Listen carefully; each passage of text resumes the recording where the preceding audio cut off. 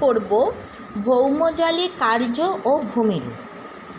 ভৌমজল বলতে কি বুঝি? ভৌমজলের সংজ্ঞা কি না, ভূগর্ভের জলপৃষ্ঠের নিচে, ভূগর্ভে জলপৃষ্ঠের নিচে মৃত্তিকা, রেগোলিথ কিংবা শক্ত শিলার ফাঁক ফোকর ভূপৃষ্ঠ থেকে চুঁইয়ে আসা জলে সম্পৃক্ত থাকে। এই জল হলো ভৌম জল। সাধারণত বলছে কি, আমাদের মাটির নিচে, জলের নিচে যে জলটা থাকে, মাটির নিচে যে জলটা থাকে, সেই জলে গ্রাউন্ড ওয়াটার টেবিলের নিচে যে শিলার মধ্যে যে জলটা জমে থাকে তাকেই আমরা ভৌম জল বলি। ভৌম জলের গুরুত্ব আর ব্যবহারটা তাহলে কি হয় না, আমরা পানীয়, এই জলটা যেহেতু ওপরের দিকে থাকে না, নিচে থাকে, সেহেতু এর দূষণ কম। তার জন্যে পানীয় জল হিসাবে, রান্নার কাজে, বিভিন্ন ব্যবহারিক কাজে আমরা ভৌম জলটা ব্যবহার করতে পারি। ভৌম জলের দ্বিতীয় পয়েন্ট কি হলো না, দ্বিতীয়ভাবে সেচের কাজে আমরা ভৌম জল ব্যবহার করতে পারি। 3 নম্বর হচ্ছে তাপবিদ্যুৎ, সিমেন্ট, কাগজ, লৌহ ইস্পাত প্রভৃতি শিল্পের কাজে ভৌম জল ব্যবহার করতে পারি। আর উষ্ণ প্রস্রবণের মাধ্যমে নির্গত ভৌম জলের সাহায্যে বিদ্যুৎ উৎপাদন করা যায়। ভৌম জল জলচক্রে একটা বিশেষ গুরুত্বপূর্ণ ভূমিকা গ্রহণ করে। অনেক সময় ভৌম জলের ওপর নির্ভর করে বাস্তুতন্ত্র গড়ে ওঠে। ভৌম জলে দ্রবীভূত কিছু খনিজ পদার্থ থাকে, সেই জল পান করলে আমাদের সেই পদার্থের ঘাটতি পূরণ হয়। এরপরে ভৌম জলের উৎস। যে ভৌম জলটা আছে তার কতগুলো উৎস আছে। প্রথম বলেছে কি, আবহিক জল। আবহিক জল কি না, নদী, হিমবাহ, বৃষ্টিপাত ইত্যাদির মাধ্যমে শিলার মধ্যে দিয়ে জল যখন চুঁইয়ে নিচে পড়ে এবং নিচে গিয়ে জমা হয়, শিলার মধ্যে জমা হচ্ছে, সেই জলটাকে আমরা বলছি কি আবহিক জল। আর সহজাত জল। সহজাত জল কি না, সমুদ্র ও হ্রদ গর্ভ বা মহিকাতে পলি সঞ্চয়ের মাধ্যমে পাললিক শিলা গঠনের সময় যে জলটা জমে যায় তাকে বলছে কি সহজাত জল। যেমন শিলার স্তরে স্তরে সঞ্চিত হচ্ছে, সেই সঞ্চিত হবার সময় সেই স্তরের মধ্যে যে জলটা রয়ে যায়। উৎসন্দ জল। ভূগর্ভে গভীরে ম্যাগমা থেকে পৃথক হওয়া জলীয় বাষ্প ঘনীভূত হয়ে জলে পরিণত হয় এবং ম্যাগমাটা ওপর দিকে উঠে এসে ওর সাথে জলীয় বাষ্পটা উঠে আসে এবং ওইটা শিলার মধ্যে প্রবেশ করে সেখানে জমা হয়ে গিয়ে যে জল পরিণত হয় তাকে বলছি উৎসন্দ জল। মহাসাগরীয় জল। অনেক সময় উপকূল অঞ্চলে সমুদ্রের জল শিলার মধ্যে দিয়ে চুঁইয়ে ভূ অভ্যন্তরে প্রবেশ করে, তাকে বলছে কি মহাসাগরীয় জল। ঘনীভূত জল। ঘনীভূত জলটা কি না, হচ্ছে যে শিলার মরুভূমি অঞ্চলে যেখানে বাষ্পীভবনের হার অত্যধিক, সেখানে ভূপৃষ্ঠের জল ভূ অভ্যন্তরে প্রবেশ করে। এইরূপ সামান্য নিচে জল দেখা যায়, বাষ্পীভবনের হার বেশি, সেখানে ভূপৃষ্ঠের সামান্য নিচে এই ধরনের ঘনীভূত জলটা দেখা যায়। এবার হচ্ছে রূপান্তরিত জল। শিলা রূপান্তরের সময় শিলার মধ্যে কিছু জল সঞ্চিত থাকে, তাকেই বলছে শিলা রূপান্তরিত জল। এবার পড়ব আমরা ভৌম জলের নিয়ন্ত্রক। কোথায় কোথায় আমরা এই ভৌম জলটা দেখতে পাব, বা ভৌম জল কোথায়, তার কিছু ভৌগোলিক পরিবেশ আছে বা কিছু জিনিস ভৌম জলকে নিয়ন্ত্রণ করে, সঞ্চয়কে নিয়ন্ত্রণ করে। যেমন প্রথম বলছে কি অধঃক্ষেপণের স্থায়িত্ব।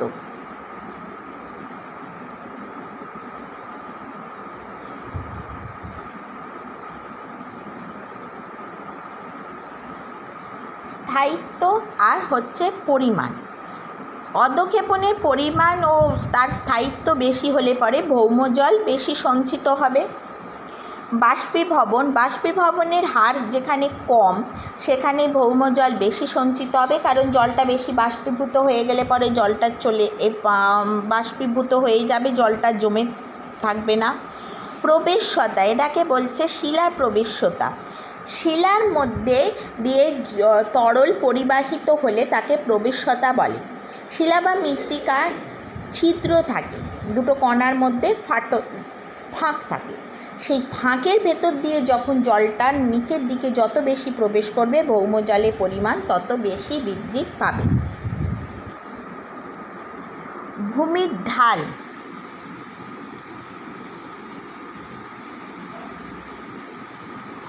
ভূমির ঢাল বেশি হলে ভৌমজল কম সঞ্চিত হবে, কারণ ঢাল দিয়ে জলটা বেরিয়ে যাবে।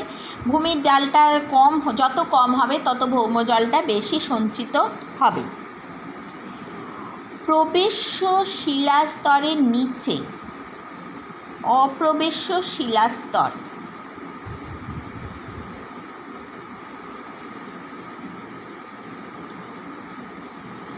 অপ্রবেশ্য শিলাস্তর কি না, যেখান দিয়ে জলটা প্রবেশ করতে পারে না, যেতে পারে না, সেটা হলো অপ্রবেশ্য। প্রবেশ্য শিলাস্তরের মধ্যে জলটা গেল, তার নিচে যখন অপ্রবেশ্য শিলাস্তর থাকছে সেই শিলাস্তর থেকে ওই শিলাস্তরে জলটা যেতে পারলো না, ওখানেই সঞ্চিত থাকবে। তাহলে যেখানে প্রবেশ্য শিলাস্তরের নিচে অপ্রবেশ্য শিলাস্তর থাকে সেখানে ভৌমজলটা সঞ্চিত হয় বেশি। উদ্ভিদের অবস্থান,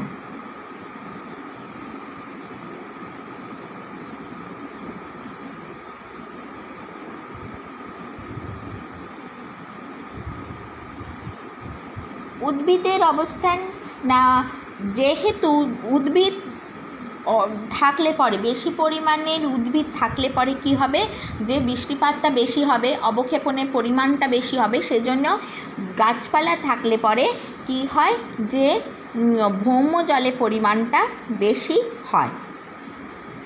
আর ভূমি ব্যবহারের প্রকৃতি, আমরা ভূমিকে কিভাবে ব্যবহার করব তার ওপর কিন্তু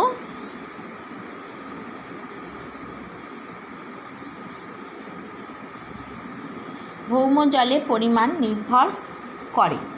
যেমন জলসেচ শিল্পে ভৌমজলের ব্যবহার বৃদ্ধি হলে পরে ভৌমজলের ব্যবহার ভাণ্ডারটা কমে যায়। ভূমি ব্যবহারের প্রকৃতি অতি দ্রুত হারে পরিবর্তিত হওয়ার কারণে ভৌমজলের পরিমাণটাও কমে যায়। এইখানে আর একটা পয়েন্ট আমাদের বাদ গেছে, 6, 8, শিলা সছিদ্রতা।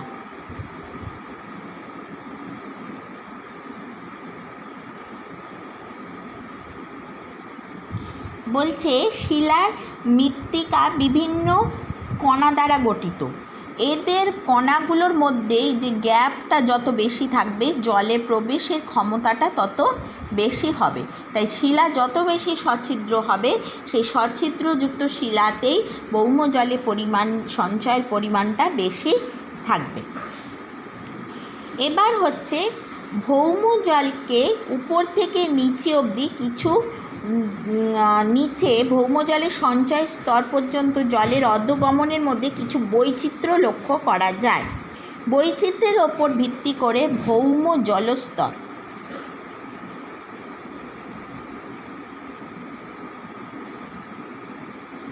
ভৌম জলস্তরের শ্রেণীবিভাগ। ভৌম জলস্তরকে দুটো ভাগে ভাগ করা হয়, কি বায়বীয় স্তর আর হচ্ছে সম্পৃক্ত স্তর।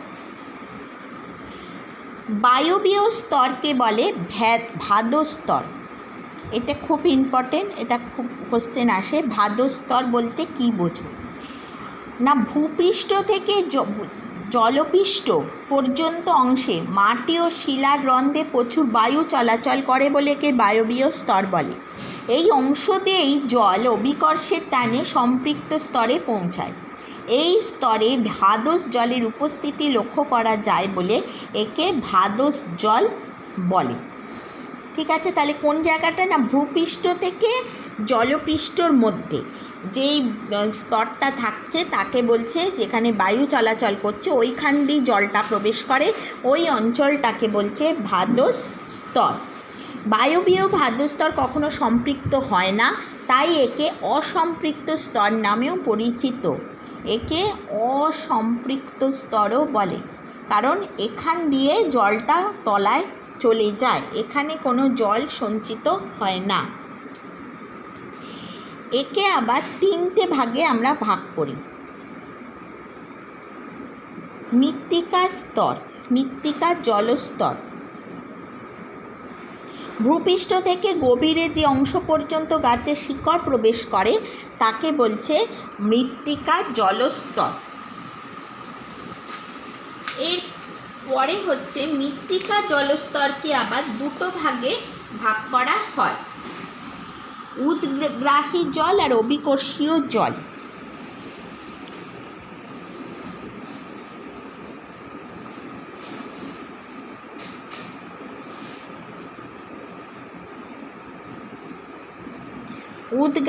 উদ্গায়ী আর অভিকর্ষীয়। তারপরে হচ্ছে মৃত্তিকা স্তরের পরে হচ্ছে মধ্যবর্তী ভাদস্তর।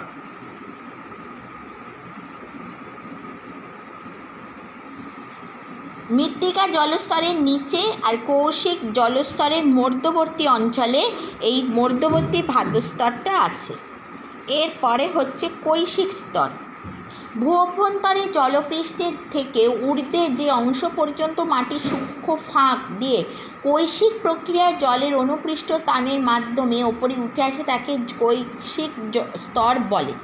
এই কৈশিক স্তর থেকেই জলকে গাছেরা কিন্তু জলটা শোষণ করতে পারে। এরপরে চলে আসবো আমরা সম্পৃক্ত স্তর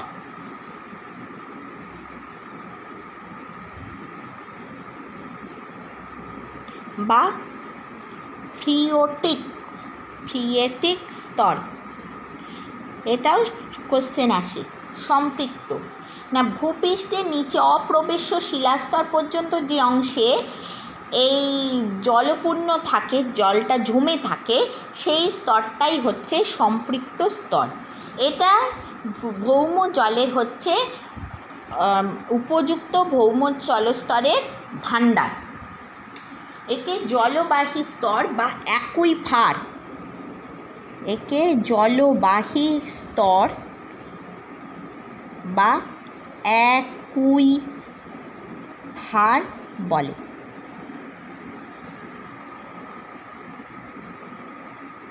হলো। এরপরে আমরা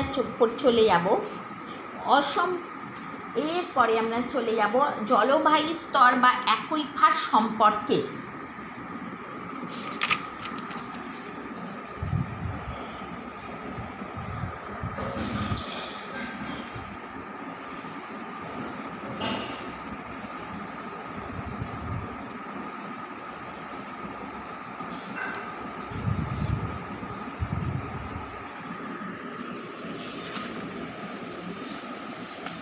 অ্যাকুইফার সম্পর্কে অ্যাকুইফারের সংজ্ঞা।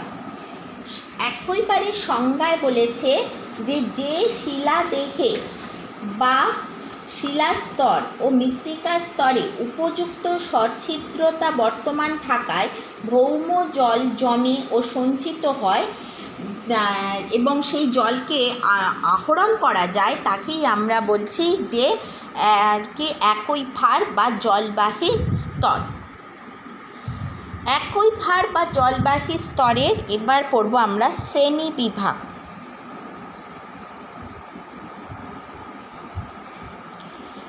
1 নম্বর বলছে মুক্ত জলবাহী স্তর।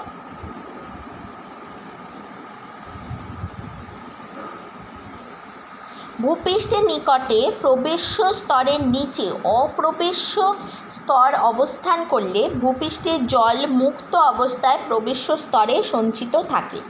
তা এই জলতরকেই বলছে অ্যাকুইফার। হলো। আর আবদ্ধ জলবাহী স্তর।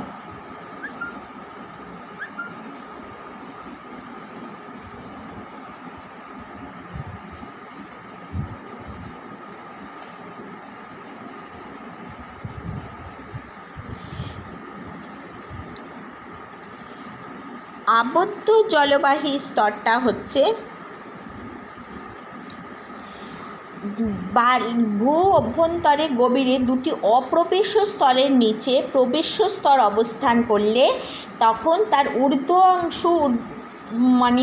ঊর্ধ্বমুখ অংশ উন্মুক্ত থাকে। ওই উন্মুক্ত অংশের মধ্যে দিয়ে জল শিলার মধ্যে দিয়ে প্রবেশ করে, সেইটাকে, এবং জলটা আবদ্ধ হয়ে যায়, তাকেই বলছে কি আবদ্ধ জলবাহী স্তর। তাহলে কি হলো, মুক্ততে হচ্ছে একটা প্রবেশ্য একটা অপ্রবেশ্য থাকছে, আর এইটাতে বলছে দুটি অপ্রবেশ্যর মধ্যখানে একটা প্রবেশ্য থাকছে। স্থানীয় বা পার্চড জলবাহী স্তর।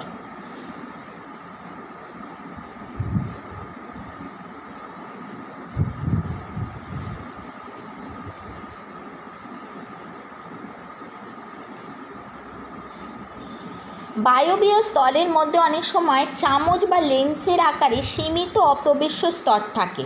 ফলে ওই অপ্রবেশ্য স্তরের উপরিভাগে প্রবেশ্য স্তরের মধ্যে কিছু জল জমে ভৌমজল সৃষ্টি করে, তাকে বলছে স্থানীয় বা পার্চ জলবাহী স্তর। এর পরেরটা বলছে সচ্ছিদ্র বা প্রায় আবদ্ধ।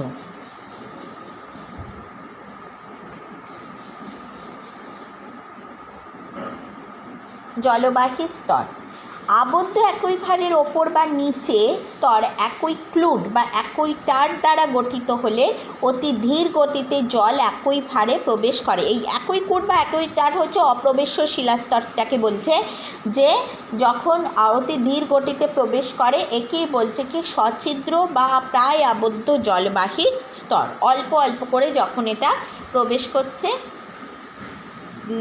পুরোপুরি প্রবেশ করতে পারছে না। এখানে আমি কিছু কথা বলে দিচ্ছি।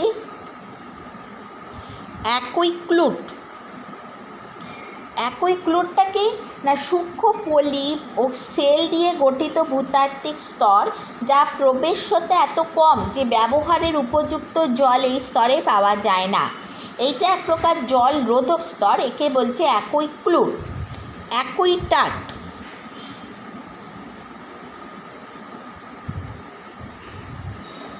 অ্যাকুইটারটা কি না, হচ্ছে কাদা ও মাটির সংমিশ্রণে, এটা হচ্ছে পলি আর সেল, আর এটা হচ্ছে কাদা মাটির মিশ্রণে গঠিত, যার প্রবেশ্যতা কম। এই স্তর স্বল্প পরিমাণ জল ধরে রাখতে পারে, একে বলছে অ্যাকুইটার। আর অ্যাকুইফিউজ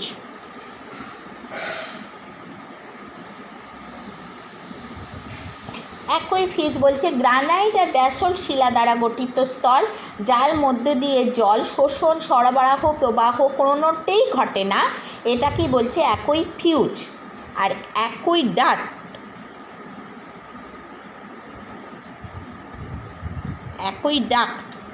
বলছে ভূগর্ভে জল সঞ্চার বা ভূগর্ভে জল নিষ্কাশনের জন্য কৃত্রিম পথটাকে বলছে, এটা কিন্তু কৃত্রিম, মানুষ তৈরি করছে, তাকে বলছে অ্যাকুইডাক্ট। এই হলো আজকের ভৌম জল সম্পর্কে আমরা পড়লাম।